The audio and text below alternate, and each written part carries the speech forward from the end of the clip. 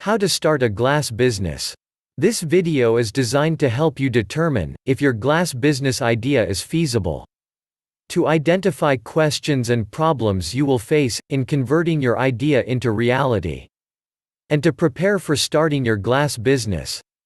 The video features all the essential aspects you must consider before you start your glass business. This will allow you to predict problems before they happen and keep you from losing your shirt on dog business ideas. At the end of the video there are 3 valuable free gifts waiting for you. A token of appreciation for watching this video. Operating a successful glass business will depend on the following 4 conventions. 1. A practical plan with a solid foundation. 2.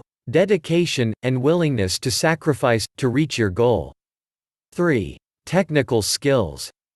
4. Basic knowledge of management, finance, record keeping and market analysis. As a new owner, you will need to master these skills and techniques if your business is to be successful. Identify your reasons.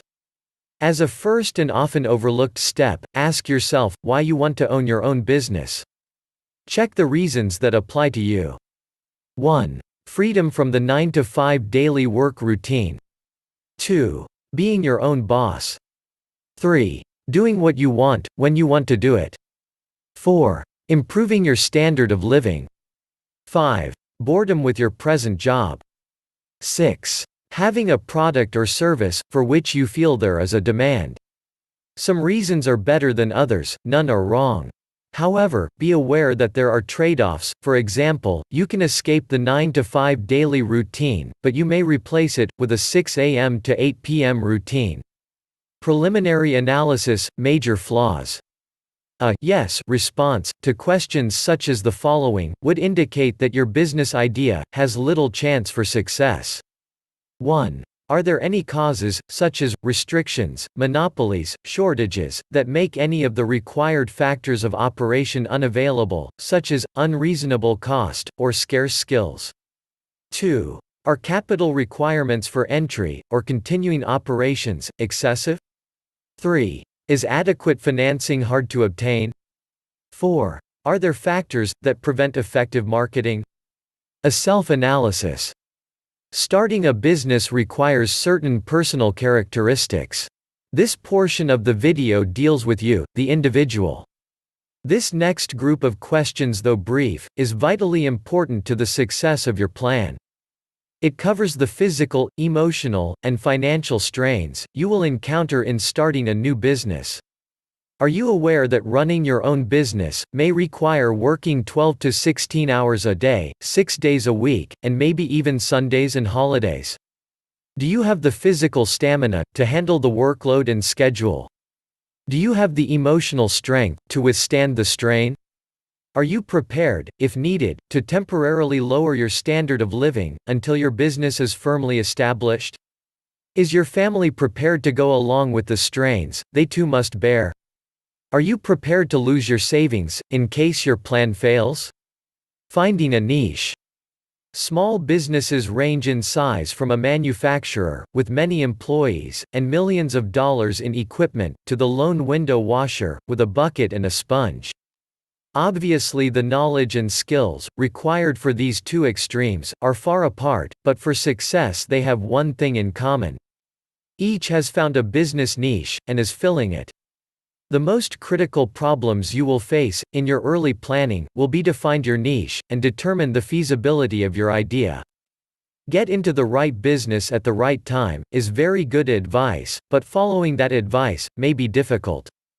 Many entrepreneurs plunge into a business venture, so blinded by the dream, that they fail to thoroughly evaluate its potential. Is your business idea feasible? Before you invest time, effort, and money, the following exercise will help you separate sound ideas from those bearing a high potential for failure. Identify and briefly describe the business you plan to start. Identify the product or service you plan to sell. Answering yes to any of the following 3 questions means you are on the right track. A negative answer to all of them means the road ahead could be rough. 1. Does your product or service satisfy an unfilled need? 2. Will your product or service serve an existing market in which demand exceeds supply? 3. Will your product or service be competitive based on its quality, selection, price, or location? Market analysis. For a small business to be successful, the owner must know the market. To learn the market, you must analyze it, a process that takes time and effort. You don't have to be a trained statistician to analyze the marketplace, nor does the analysis have to be costly. Analyzing the market is a way to gather facts about potential customers and to determine the demand for your product or service. The more information you gather, the greater your chances of capturing a segment of the market. Know the market before investing your time and money in any business venture. The following questions will help you collect the information necessary to analyze your market and determine if your product or service will sell. This brief exercise will give you a good idea of the kind of market planning you need to do. An answer of no to any of the questions indicates a weakness in your plan, so do your research until you can answer each question with a yes. 1. Do you know who your customers will be? 2. Do you understand their needs and desires? 3. Do you know where they live? 4. Will you be offering the kind of products or services that they will buy? 5. Will your prices be competitive in quality and value? 6. Will your promotional program be effective? 7. Do you understand how your business compares with your competitors? 8. Will your business be conveniently located for the people you plan to serve? 9. Will there be adequate parking facilities for the people you plan to serve? Planning your startup. So far, this video has helped you identify questions and problems you will face, converting your idea into reality, and determining if your idea is feasible. Through self-analysis, you have learned of your personal qualifications and deficiencies, and through market analysis, you have learned if there is a demand for your product or service. The following questions are grouped according to function. They are designed to help you prepare for opening day. Name and legal structure. 1. Have you chosen a name for your business? 2. Have you chosen to operate as sole proprietorship, partnership, or corporation? Business premises and location. 1. Have you found a suitable building in a location convenient for your customers? 2. Can the building be modified for your needs at a reasonable cost? 3. Will you have a lawyer check the zoning regulations and lease? Merchandise. Have you decided what items you will sell or produce, or what services you will provide? Have you made a merchandise plan based upon estimated sales to determine the amount of inventory you will need to control purchases? Have you found reliable suppliers who will assist you in the startup? Have you compared the prices, quality, and credit terms of suppliers? Business records. Are you prepared to maintain complete records of sales, income and expenses, accounts payable, and receivables? Have you determined how to handle payroll records, tax reports, and payments?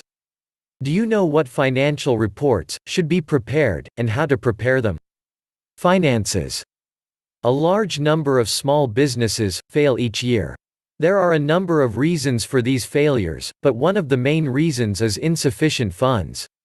Too many entrepreneurs try to start and operate a business without sufficient capital, money. To avoid this dilemma, you can review your situation by analyzing the following 3 questions. 1. How much money do you have? 2. How much money will you need to start your business? 3. How much money will you need to stay in business? In order to answer the second question, how much money will you need to start your business, you need to prepare an estimate of all your startup costs.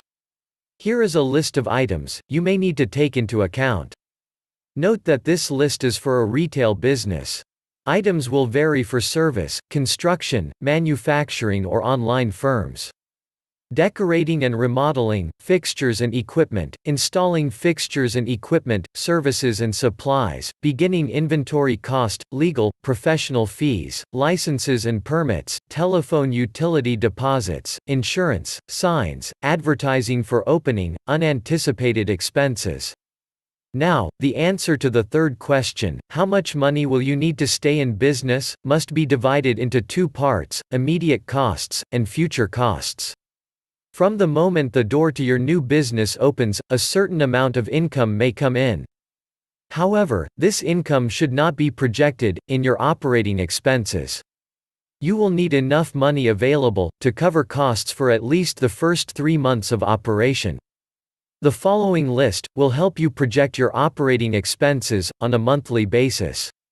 Typical expenses for 1 month may include your living costs, employee wages, rent, advertising, supplies, utilities, insurance, taxes, maintenance, delivery, transportation, miscellaneous. Now sum up the total estimated monthly expenses and multiply it by 3. This is the amount of cash you will need to cover operating expenses for 3 months. Deposit this amount in a savings account before opening your business. Use it only for those purposes listed in the above list, because this money will ensure that you will be able to continue in business during the crucial early stages. By adding the total startup costs to the total expenses for 3 months, you can learn what the estimated costs will be to start and operate your business for 3 months. By subtracting the totals of the lists from the cash available, you can determine the amount of additional financing you may need, if any. Now you will need to estimate your operating expenses for the first year after startup. The first step in determining your annual expenses is to estimate your sales volume, month by month. Next, determine the cost of sales. You may want to use a spreadsheet to do this. After startup, the primary source of revenue in your business will be from sales, but your sales will vary from month to month because of seasonal patterns and other factors. It is important to determine if your monthly sales will produce enough income to pay each month's bills. An estimated cash flow projection will show if the monthly cash balance is going to be subject to such factors as the following: failure to recognize seasonal trends, excessive cash taken from the business for living expenses, too rapid expansion, and slow collection of accounts, if credit is extended to customers. Conclusion: if you have carefully answered all the questions in this video, you have seriously thought about your goal. However, there may be some things you may feel you need to know more about. Owning and running a glass business is a continuous learning process. Research your idea and do as much as you can yourself, but don't hesitate to seek help from people who can tell you what you need to know. As we conclude this video, here are your 3 free gifts. 1. An extensive business plan template that you can download and use for a glass business. 2. Small business management software. Allows you to plan your startup expenses and sales, and much more. 3. Book, How to Start a Business from Scratch. A comprehensive manual that will walk you step by step through all the essential phases of starting a business. Go to the description below this video to get them now. These gifts are completely free, no strings attached. Thank you for watching. Please like this video,